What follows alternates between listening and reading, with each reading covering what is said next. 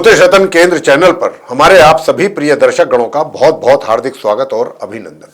मेरे प्रिय साथियों, मैं हूं आचार्य पंडित सर्वदानंद शर्मा। मेरी ओर से भी हमारे आप सभी प्रिय दर्शक गणों को बहुत बहुत प्यार भरा नमस्कार। तो साथियों, आज की जो चर्चा है ये आपके अपने मनपसंद कार्यक्रम को लेकर के करने वाले हैं, जिसका नाम है मंथली लव राशिफल। जी हाँ, और ये मंथली लव राशिफल है अगस्त 2026 का। और इस अगस्त 2026 के मंथली लव राशिफल के माध्यम से हम ये जानने की कोशिश करेंगे कि जो आप हमारे मेष लगन राशि के जातक हैं, यानी कि जिनका एरीज असेंडेंट बनता है, उनके लिए इस अगस्त 2026 में उनकी अपनी लव लाइफ को लेकर के किस प्रकार के रिजल्ट्स मिलने की संभावना है।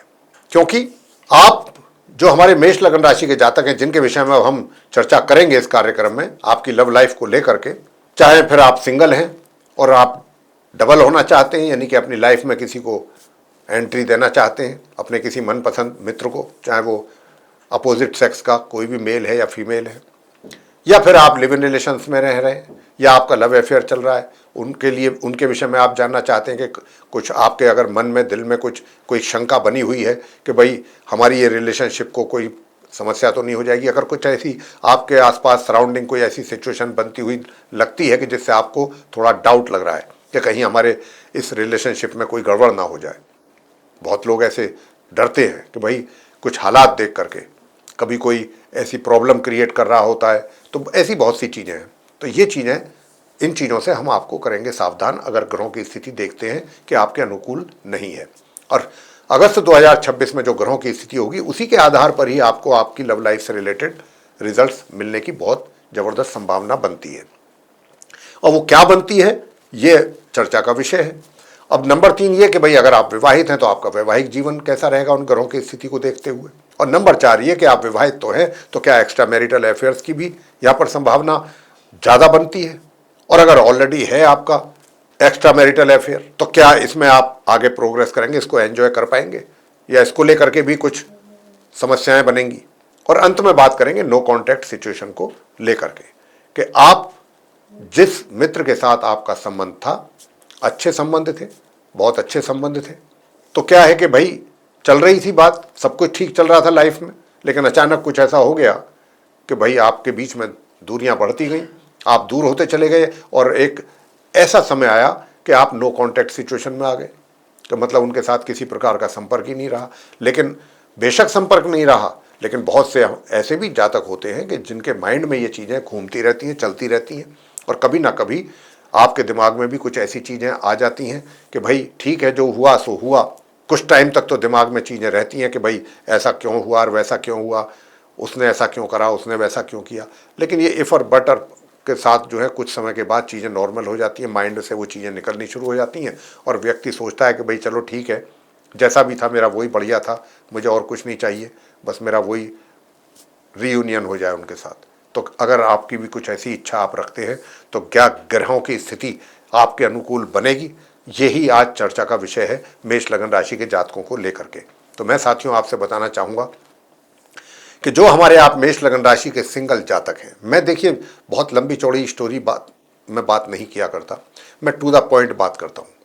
जो भी ग्रहों के संकेत होते हैं उसी के आधार पर हमारी कोशिश आपके लिए ये रहती है कि हम पूरा थोरोली आपको गाइड कर सकें कम शब्दों में। तो साथियों, यहाँ पर सबसे पहली बात यह है कि देखिए, माह के आरंभ से ही माह के मध्य तक आपका अपने मित्र के प्रति काफ़ी अच्छा रुझान रहेगा।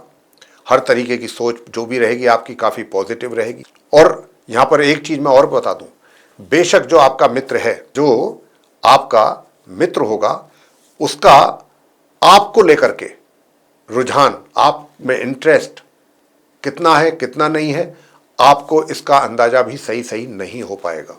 इस अगस्त 2026 की बात कर रहे हैं। आप अपने बारे में तो स्पष्ट रहेंगे, क्लियर रहेंगे कि हाँ भाई मैं क्लियर हूँ, मैं उस व्यक्ति को पसंद करता हूँ, सामने वाले को, और बस मैं पसंद करता हूँ, मुझे इतना पता है, और मैं उसको अपनी लाइफ का एक हिस्सा बनाना चाहूँगा और चाहता हूँ। लेकिन साथियों देखिए क्या है कि क्योंकि ग्रहों की स्थिति बदलेगी माह के मध्य से 17 तारीख से और उसके बाद 17 तारीख से लेके और माह के अंत तक वो एक आपस में आपके अंदर ही अंदर एक द्वंद्व भी चलेगा। द्वंद्व किसका? अपने आप से लड़ाई। अपने खुद से लड़ाई। और वो लड़ाई क्यों, वो मैं इसलिए कह रहा हूं कि जो अब मैंने अभी कहा कि माह के आरंभ से ही आप अपने उस मित्र को लेकर के बिल्कुल क्लियर रहेंगे, मैंने कहा है ये बात और कह रहा हूं, दोबारा कह रहा हूं। लेकिन मैं इस साथ में आपको ये भी सुझाव दे रहा हूं, क्यों देना पड़ रहा है मुझे ये सुझाव, कि जो आपका मित्र है वो थोड़ा सा मस्त किस्म का व्यक्ति रहेगा।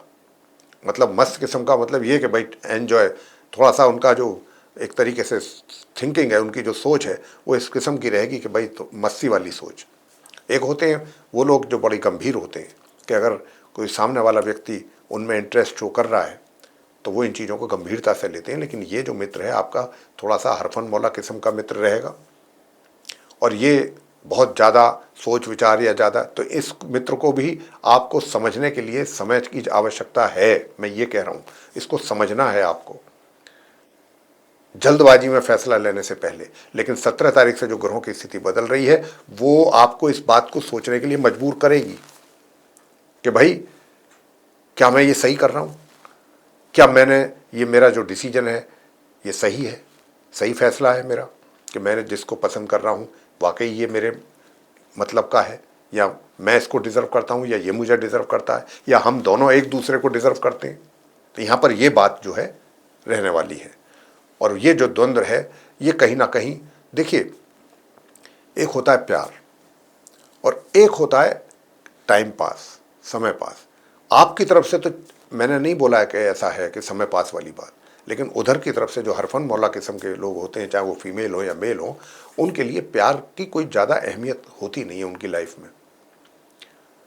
प्यार व्यार वो इन चीज़ों के चक्कर में, दिल के मामले जो है उनसे, इन चीज़ों से वो दूर रहते हैं।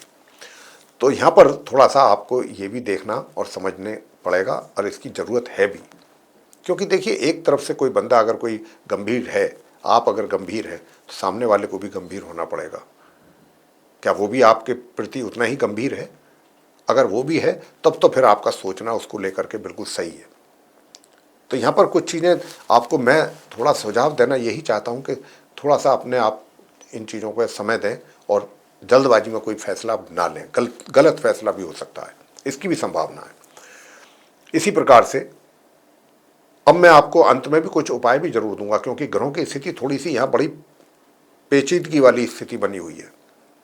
तो ऐसे में ग्रहों की स्थिति काफ़ी अनुकूल होनी चाहिए थी, जो नहीं है।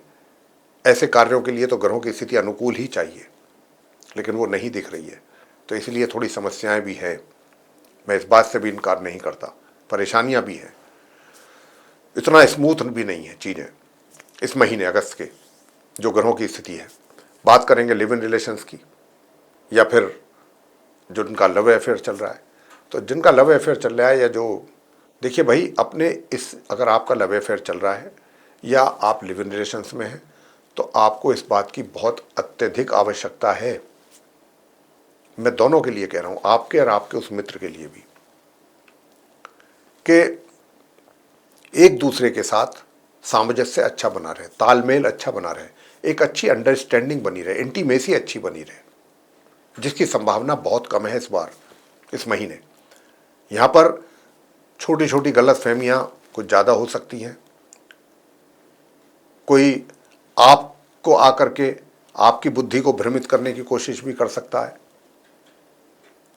मतलब चीज़ें जो हैं बजाय इसके आपके हाथों से निकलती हुई ज़्यादा नज़र आ रही हैं। होता है ना चीज़ें कि बहुत सही चीज़ें चल रही हैं, सही दिशा में चल रही हैं, कुछ ऐसा रीज़न बन जाता है, कुछ ऐसा कारण कोई ना कोई बन जाता है कि चीज़ें ऐसा लगता है कि ये तो गई हाथ से निकल करके, चीज़ें हमारे हाथ से हमारे सामने ही जा रही हैं और हम बेबस हैं, कुछ कर नहीं पा रहे हैं। तो यहाँ पर कुछ ऐसे ही हालात बनते हुए लग रहे हैं। हालांकि मैं अंत में आपको उपाय जरूर दूंगा। ऐसे हालात देख करके ग्रहों की उपाय आपको करने चाहिए, अगर आप भी चाहते हैं कि चीज़ें आपके नियंत्रण में रहें, आपको परेशानी ना उठानी पड़े। नंबर 3 बात यह कि अगर आप विवाहित हैं तो क्या वैवाहिक जीवन आप मेष लगन राशि के जातकों का अच्छा बना रहेगा? तो साथियों, ये भी आपको बताना चाहूँगा कि आपके जीवन में जो आपकी जो मैरिड लाइफ है, तो जो भी आपकी जो मैरिड लाइफ है, पहली बात तो ये कि आपको अपने स्पाउस यानी कि अपने लाइफ पार्टनर की हेल्थ को लेकर के कॉशियस रहने की आवश्यकता है। पहले तो मैं आपको ये सुझाव देना चाहता हूँ यहाँ, आप मेष लगन राशि के जातकों को, अगर आप विवाहित हैं तो अपने स्पाउस की हेल्थ का जरूर ध्यान रखिएगा। और अब आते हैं कि वैवाहिक जीवन कैसा रहेगा। तो वैवाहिक जीवन भी अच्छा रहेगा, ऐसी कोई बात नहीं है, मगर उपाय करने पड़ेंगे आपको। और आपके स्पाउस का स्वास्थ्य भी ठीक रहेगा, लेकिन अगर आपने किए उपाय तब। और अगर आपने उपाय नहीं किए तो फिर परेशानियां तो निश्चित रूप से आपके फेस करनी पड़ेंगी आपको। अब आते हैं कि भाई एक्स्ट्रा मैरिटल अफेयर्स को लेकर के, एक्स्ट्रा मैरिटल अफेयर्स की लेकर के भी बात करना चाहेंगे कि देखिए एक्स्ट्रा मैरिटल की भी यहाँ पर काफ़ी अच्छी संभावनाएं बन रही हैं, और एक्स्ट्रा मैरिटल अफेयर्स की संभावना भी बन रही हैं, और लेकिन उसमें भी इतना एंजॉयमेंट नहीं है, परेशानियां कुछ ज़्यादा हैं, डिस्टर्बेंसेस, दिमाग में टेंशन, दिमाग में परेशानियां ज़्यादा रहेंगी। देखिए, आप अपनी लाइफ को एंजॉय कब करते हैं?